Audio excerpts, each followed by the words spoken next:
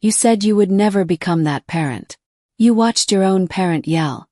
You felt what it did to your small body, and you made a quiet promise to yourself somewhere along the way that your children would never feel that.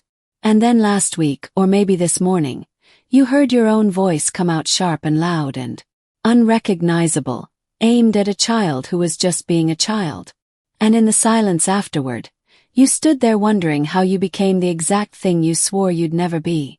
Here is what almost no one tells you about that moment. It was not a character failure. It was not proof that you don't love your child enough or haven't read enough parenting books. According to research on emotional regulation, your sympathetic nervous system flooded your body with stress hormones before your rational brain even registered what was happening. The yelling did not come from a decision. It came from a hijacked nervous system reacting faster than thought. This video is going to explain exactly why that happens, what it does to your child's developing brain, and, more importantly, the specific, practical steps that actually interrupt the cycle. And I want to flag something now before we go further. There is one specific thing most parents do in the moments after yelling that makes the whole cycle significantly worse, not better. Most parenting advice completely misses it. I'll tell you exactly what it is before this video ends.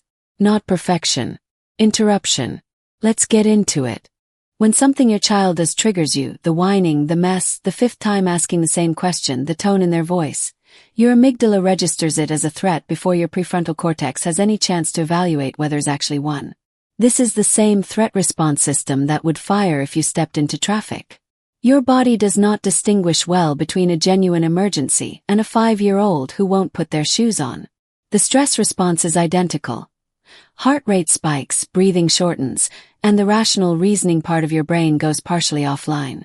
And here is the part most parenting books completely skip over. This is why yelling so often comes with that disoriented feeling. Afterward, the sense of, did I really just say that? You did. But the version of you that said it was not operating with full access to your values, your patience, or your parenting philosophy. It was operating from a nervous system in survival mode. And survival mode, by definition, overrides logical thinking. Understanding this does not excuse the yelling, but it relocates the problem. The problem is not that you are a bad parent. The problem is that your nervous system has a trigger response that fires faster than your intention can intervene. And that is something you can actually work with. Here is the reframe that changes everything. You are not a good parent who keeps making a bad choice. You are a good parent with a nervous system that was programmed before you had any say in the matter. That is a completely different problem. And it has a completely different solution. Here is the piece that explains why this feels so automatic, so disproportionate to what your child actually did. Our earliest years, roughly birth through age 7, are when the brain is writing its core programming based entirely on the environment it grows up in. That early programming becomes the subconscious default that governs the vast majority of our daily reactions, while only a small fraction of what we do is the result of conscious, deliberate choice in the moment. If you were yelled at as a child, your nervous system learned very early and very thoroughly that this is how conflict gets resolved. Not because you agreed with it. Not because you wanted to repeat it. Your nervous system simply absorbed it as the template. And templates activate automatically under stress, especially when your conscious, effortful brain is depleted. Which, if you're a parent, it usually is. But here is what most parents never hear about this.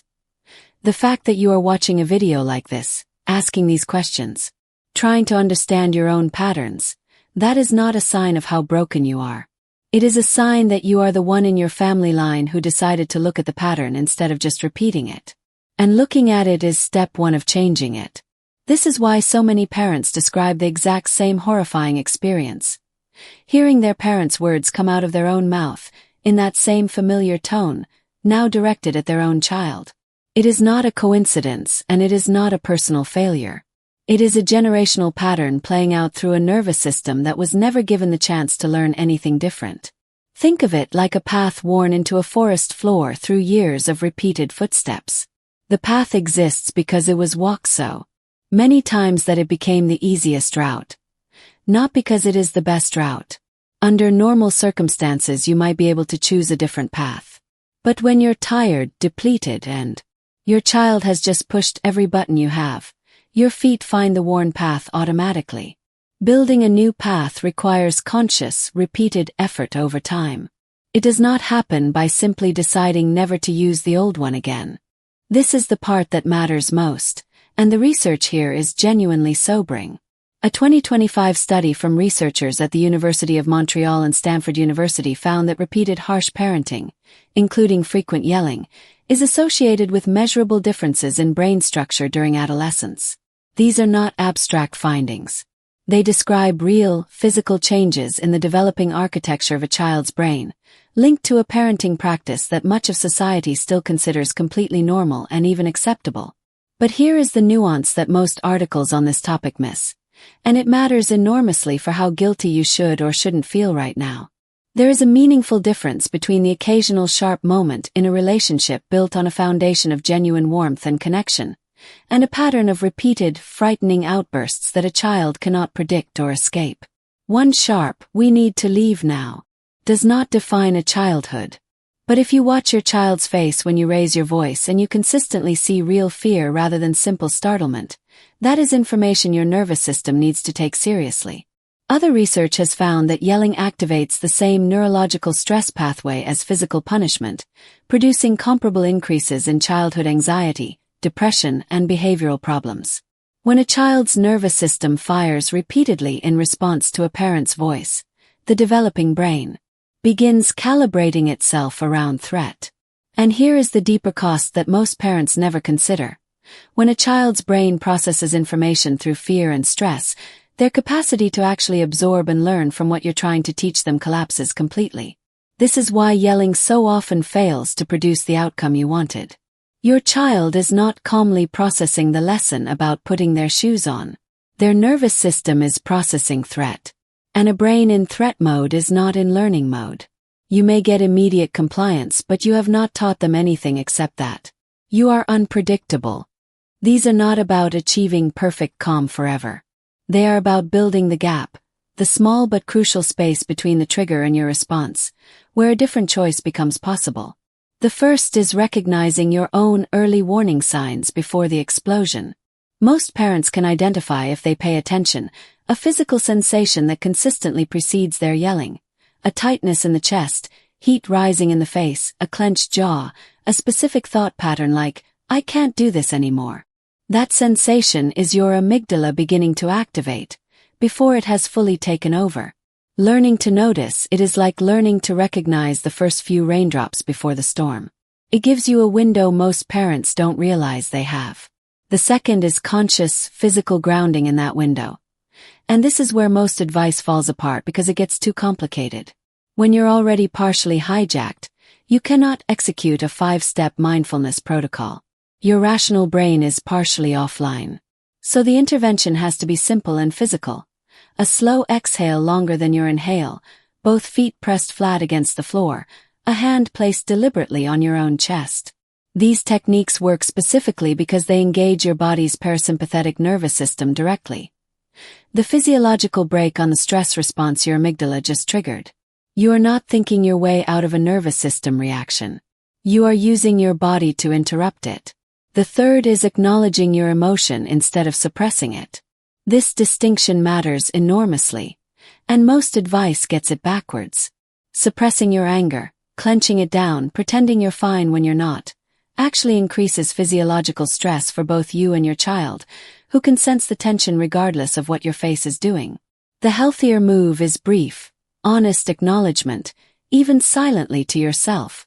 "I am really angry right now."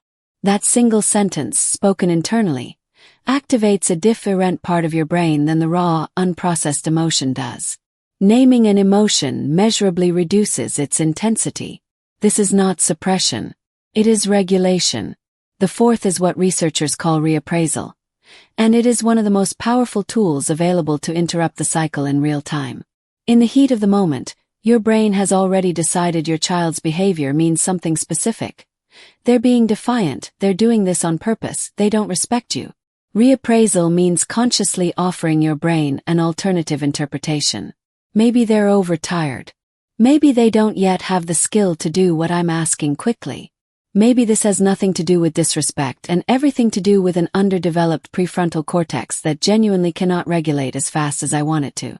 You don't have to fully believe the alternative interpretation for it to work. Simply considering it slows the threat response down enough for your rational brain to come back online. And before we move on, let me address the thing most parents are thinking right now. I know all of this. I've read all of this. And I still yell. You're right. Knowing the theory is not enough. These 4 steps work not because you understand them once, but because you practice them so repeatedly that the new response begins to build its own neural pathway. The first time you catch yourself at the early warning sign and choose differently, it will feel effortful and foreign. The 50th time it starts to feel like a real option. That is how nervous system reprogramming actually works. Not through insight alone but through repetition. Here is the part most advice skips, and it might be the most important part of this entire video. You are going to yell again. Not because you failed to learn anything here, but because you are a human being with a nervous system shaped by your own history, operating under chronic depletion that modern parenting rarely accounts for. The goal was never zero yelling. The goal is what happens next. Earlier, right at the beginning of this video, I mentioned that there is one specific thing most parents do after yelling that makes the whole cycle significantly worse. Here it is, the shame spiral. The prolonged, internal self-punishment that follows the outburst. The "I'm a terrible parent" loop that runs for hours or days. And here is why it makes things worse, not better.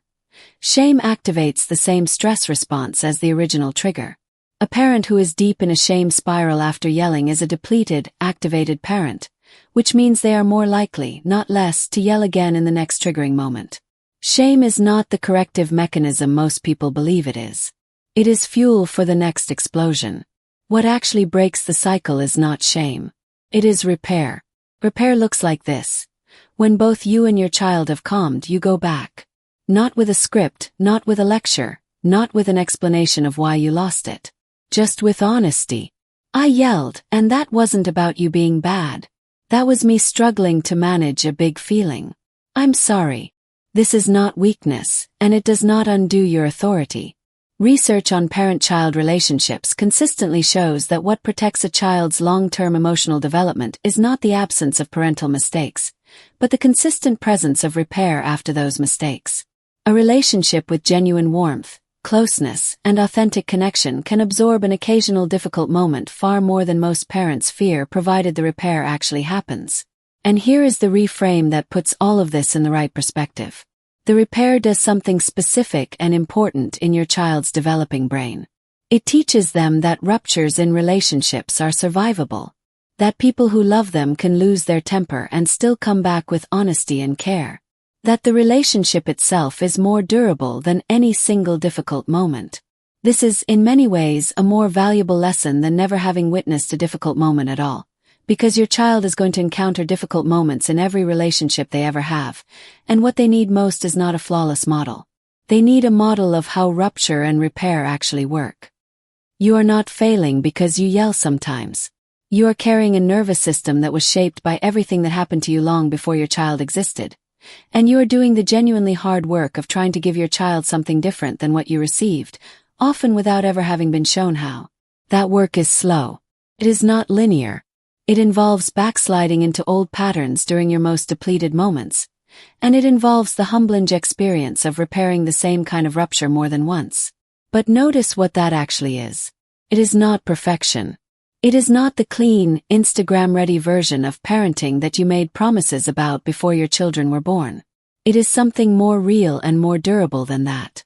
It is a parent who keeps showing up to understand themselves, who builds the gap a little wider each week, who repairs honestly instead of drowning in shame, who walks the new path one footstep at a time until, eventually, it starts to feel like the natural one. Every single time you notice the early warning sign a little sooner. Every time you find the breath before the explosion instead of after it. Every time you choose repair over silence or shame.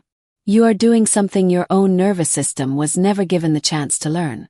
You are walking a new path through the forest floor, one footstep at a time, until eventually, not perfectly, not permanently, but genuinely, it becomes the easier path to find. That is not failure. That is exactly what changing a generational pattern looks like from the inside.